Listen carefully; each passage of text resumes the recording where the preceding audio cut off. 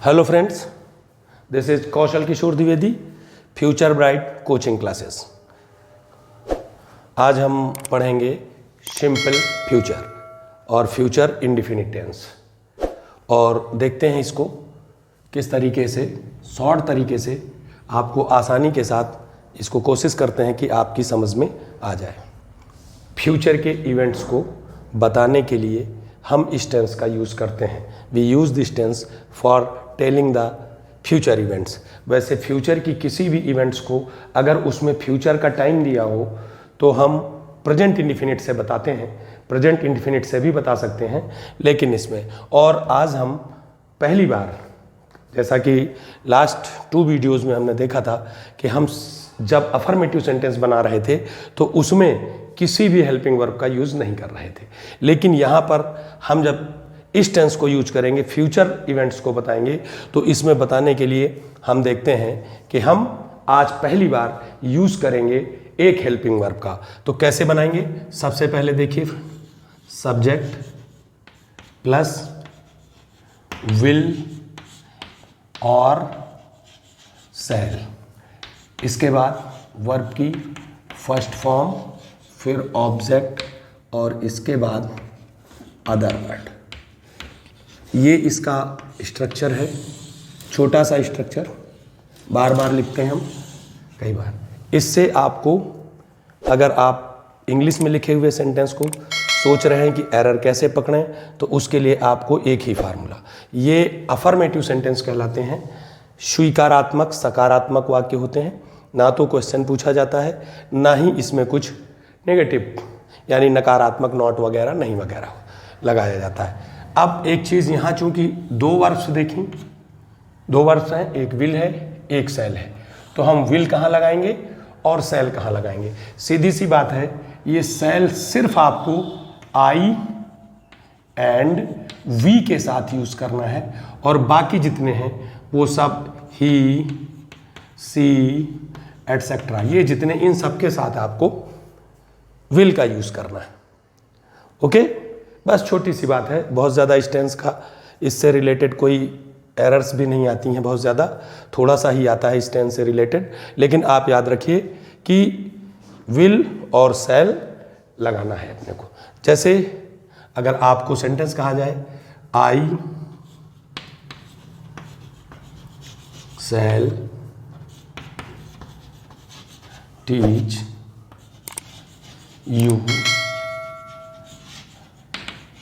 English, subject लिखेंगे, helping verb के रूप में शैल या विल, दोनों में से कुछ भी लगा सकते हैं।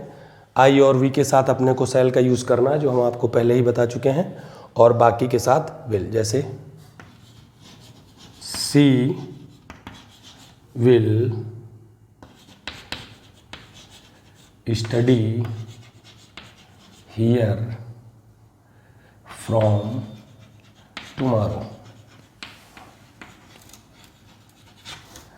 इस तरीके से अगर आप सिंगुलर नंबर सब्जेक्ट यूज़ कर रहे हैं तो विल का यूज़ होगा। इतनी सी बात है इस टेंस में। वैसे इस चीज़ को हम प्रेजेंट्स की किसी भी प्रेजेंट इंडेफिनिट से भी फ्यूचर के इवेंट्स को बता सकते हैं, लेकिन उसमें एक बात ज़रूर याद रखिए कि फ्यूचर की इवेंट्स जब भी प्रेजेंट इंडेफिनिट टेंस से बताई जाएगी तो उसमें फ्यूचर का टाइम होना ज़रूर होना चाहिए। फ्यूचर का टाइम, जैसे आप हिंदी में अगर कहना चाहें कि मैं कल दिल्ली जाऊंगा, टू दिल्ली टुमारो, या I will go to Delhi, दोनों तरीके से आप कह सकते हैं, हिंदी से ज़्यादा अपने को मतलब नहीं है, इसलिए हम एरर की वजह से कहते हैं कि एरर पकड़नी है तो आपको सिर्फ 2 चीज़ों का ध्यान रखना है, विल और शैल का। इतनी सी बात इस टेंस में करनी। नेगेटिव सेंटेंस जब आप बताएंगे, चूँ बनाएंगे हम लोग, तो इसमें देखिए विल और शैल है, और कोई भी नेगेटिव सेंटेंस बनाने के लिए हम हेल्पिंग वर्ब के बाद क्या लगा देते हैं? नॉट लगा देते हैं। हेल्पिंग वर्ब के बाद क्या लगा देते हैं? नॉट लगा देते हैं, और नेगेटिव सेंटेंस बन जाता है। इससे रिलेटेड इसी टाइप की कोई भी प्रॉब्लम आती है, उसके पहले थोड़ी सी एक बात, चूंकि विल और शैल ये मॉडल एक्सिलरीज कहलाती हैं। ये विल और shall, would, should, can, could, may, might, ये 24 हैं, कुछ ग्रामर्स में 27 भी लिखा हुआ, लेकिन 24 ये मॉडल ऑक्सिलरीज हैं। तो इनमें से आज आप ये और समझ लीजिए, जब भी कोई मॉडल ऑक्सिलरीज कहीं भी यूज़ होती है तो उसके बाद ये इस टेंस को पढ़ने के बाद आपको एक और की पॉइंट मिलेगा कि जब भी मॉडल ऑक्सिलरीज का कहीं यूज़ हुआ हो तो उसके बाद हमेशा आपको वर्ब की फर्स्ट फॉर्म का यूज़ करना है। कोई भी मॉडल ऑक्सिलरीज हो तो उसके बाद आपको वर्ब की फर्स्ट फॉर्म, वैसे हम यहाँ मॉडल लिखकर वर्ब की फर्स्ट फॉर्म भी लिख सकते थे, लेकिन चूंकि हम फ्यूचर इंडेफिनिट टेंस पढ़ रहे हैं इसलिए हमने बताया कि इसमें से आप इसको ऐसे ट्रांसलेट कर सकते हैं। अगर आप इसके निगेटिव सेंटेंस को बनाना चाहते हैं जैसे, तो ये they will not play football today, he will not stay here। Helping verb के बाद सिर्फ आपको नॉट का प्रयोग करना है। इंट्रोगेटिव सेंटेंस में वही पुरानी वाली बात हमने जो पहले वीडियो में बताई थी कि जब कभी भी किसी भी सेंटेंस को इंट्रोगेटिव सेंटेंस में चेंज करते हैं तो इंट्रोगेटिव सेंटेंस में चेंज करने के लिए आपको ये ज़रूरी है कि आप उसकी हेल्पिंग वर्ब को सब्जेक्ट से पहले लिख दें। हेल्पिंग वर्ब को सब्जेक्ट से पहले लिख दें। जैसे आप कह दें कि will you help me, question mark. Will helping verb कहाँ गई, पहले सब्जेक्ट को हेल्पिंग वर्ब से रिप्लेस कर दिया, तो ये आपका इंट्रोगेटिव सेंटेंस बन जाएगा, फ्यूचर इंडेफिनिट टेंस। अब मेन जो इसको हम बताने का जो हम आप बताना चाह रहे थे कि इसका यूज किस तरीके से करते हैं, ये हमने आपको इंडेफिनिट में भी बताया था कि जब कभी भी आप कोई कंडीशन अप्लाई कर रहे होते हैं कहीं और वो कंडीशन फ्यूचर की हो सकती है, प्रेजेंट की, फ्यूचर की कंडीशन को अप्लाई करते हैं, तो इसका जो मेन क्लाउज होता है, जिस क्लाउज में कंडीशन लगी होती है, उस कंडीशन वाले क्लाउज को हम प्रेजेंट सिंपल से बनाते हैं और दूसरे क्लास को हमेशा हम इसी टेंस से बनाते हैं। दूसरे क्लास को हम इसी से बनाते हैं। Suppose that if you do not teach, unless you teach भी आप लिख सकते हैं। If you do not teach I shall not attend the class.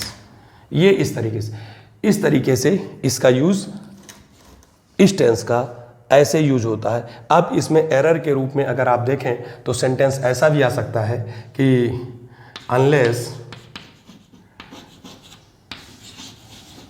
You will teach so. अब बाकी लिखा हुआ है। अब आपको समझना है कि चूंकि ये इसमें कंडीशन लगी हुई है इसलिए ये विल यहाँ पे आएगा नहीं। एक बात और ध्यान रखना, अनलेस के साथ नॉट भी नहीं लगता है, और जब कभी भी ये किसी भी प्रतियोगी परीक्षाओं में पूछा जाता है तो अनलेस के साथ यहाँ पर ज़्यादातर नॉट, चूँकि नेगेटिव सेंस देता है इसलिए है नॉट नहीं लगता है, यूज़ नहीं होता है। और बाकी आगे सेंटेंस में या ऐसा भी हो सकता है कि दोनों तरफ वो प्रेजेंट टेंस में दिया हो, तो आप इस बात का ध्यान रखिए कि इसके सेंटेंस को आप फ्यूचर इंडेफिनिट टेंस से वही बनाएंगे जिसमें कंडीशन नहीं लगी होती है, और ये फ्यूचर की इवेंट्स को बताता है।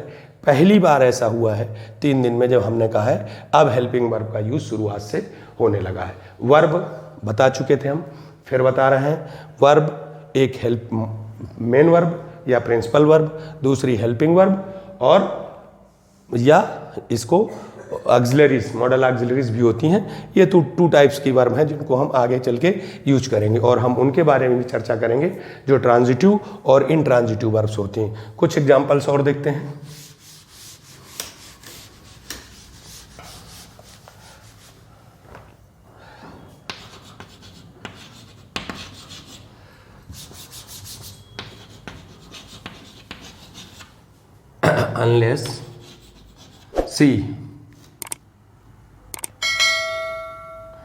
Unless she go to temple she will not worship. आपने फिर देखा, ये जब भी आप कंडीशन लगाएंगे तो कंडीशन के साथ प्रेजेंट इंडिफिनिट और उसके बाद फ्यूचर इंडिफिनिट टेंस का यूज़ किया जाएगा। इस टेंस में बस इतनी छोटी सी बात, और फिर एक कीवर्ड आपको याद रखना है, वही subject, helping verb, main verb, object और बाकी चीज़ें बात की। इसको आप जब भी प्रैक्टिस करें, फार्मूले को, स्ट्रक्चर को ऊपर लिखें और ऊपर लिखने के बाद आप धीरे धीरे प्रैक्टिस करते जाएं। हालांकि मैं पहले आपसे बोल चुका हूं कि जैसे ही ये टेंस पूरे होंगे मैं आपको बहुत सारे टेंसेस के सेंटेंसेस, पहले से अलग अलग टेंसेस के सेंटेंसेस यहाँ लिखेंगे और उनको हम सॉल्व कराएंगे। कुछ इजी भी होंगे और कुछ डिफ़िकल्ट। छोटी छोटी बातें हैं जो आसानी से आपको लर्न हो जाए। कुछ सेंटेंस और देखते हैं। When it rains the plants will grow. फिर आप देखिए एक बार, यहाँ कंडीशन लगी हुई है। जब कंडीशन लगेगी तब आप हमेशा यहाँ पे सिंपल प्रेजेंट और वहाँ पे सिंपल फ्यूचर का आपको यूज़ करना है। यहाँ देख लीजिए, इसमें कोई प्रॉब्लम नहीं है। आपका प्रिंसिपल क्लास उधर लिखा हुआ है, उसमें भी कंडीशन लगी हुई है और ये यहाँ पे विल या सेल का यूज़ हुआ है। ऐसे ही यहाँ देखिए कंडीशन उधर लगी हुई है। तो ये कुछ सेंटेंस हमने आपको बताएं जिसमें इसमें unless the price comes down I shall not purchase a car. तो अगर प्राइस इसके कम नहीं होते हैं तो हम नहीं खरीदेंगे, फिर कंडीशन लगी हुई है। एक बार फिर बता दें, आप जब अनलेस का यूज करना या अनटिल का यूज़ करना तो ये चूंकि नेगेटिव सेंस देते हैं, इसलिए इनके वाले क्लास में जहाँ पे ये लगते हैं वहाँ नॉट नहीं लगाया जाता है। हम प्रैक्टिस में बहुत सारे सेंटेंस लेंगे जब हम आपको बताएंगे इनके अलग अलग। अभी थोड़ा सा सिर्फ आप एक चीज़ को याद रखिए कि आपके अंदर ये इसका स्ट्रक्चर, दूसरा सिंपल प्रेजेंट का स्ट्रक्चर और पास्ट का स्ट्रक्चर आपके दिमाग में सेट हो जाना चाहिए। क्योंकि जब एक बार आपके दिमाग में सेट हो जाएगा तो फिर सेंटेंस कैसे भी आते रहेंगे, आप इजीली ट्रांसलेट कर उनको सॉल्व कर लेंगे और उनकी एरर को फाइंड कर सकते हैं। बहुत सारे स्टूडेंट हैं जो हमसे पूछते हैं, सर आप विस्तार में उसमें बता नहीं रहे, लेकिन हमने ये कहा कि पहले आप इतना इतना करिए, थोड़ा थोड़ा करिए। जब थोड़ा आपकी समझ में आ जाएगा तब हम एक साथ बहुत सारे कई क्लासेस में लगातार हम आपको इन चीज़ों को बताते रहेंगे फ्रेंड्स।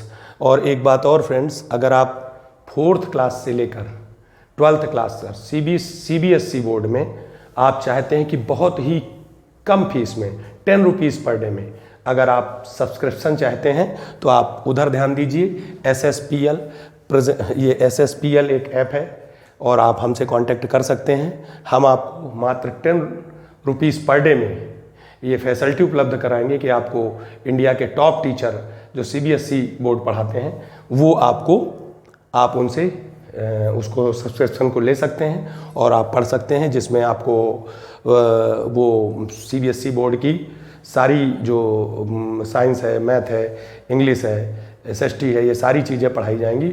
उसके PDF फाइल्स फ्री में आपको दिए जाए, PDF फ्री दिया जाएगा। और उसके अतिरिक्त उसके साथ साथ आप अगर देखेंगे तो अगर आप कुछ डायरेक्ट पूछना चाहते हैं तो हमारे टीचर्स उसमें अवेलेबल रहेंगे। जब भी आप क्वेश्चन पूछेंगे आपके किसी भी क्वेश्चन का वो जवाब देंगे CBSE कोर्सेज में। इसलिए आप चाहें तो आप उसको भी आप कांटेक्ट हमसे कर सकते हैं। फ्यूचर ब्राइट कोचिंग है, इसमें से आप इसके लिए भी कांटेक्ट कर सकते हैं। Thank you for watching this video. We will meet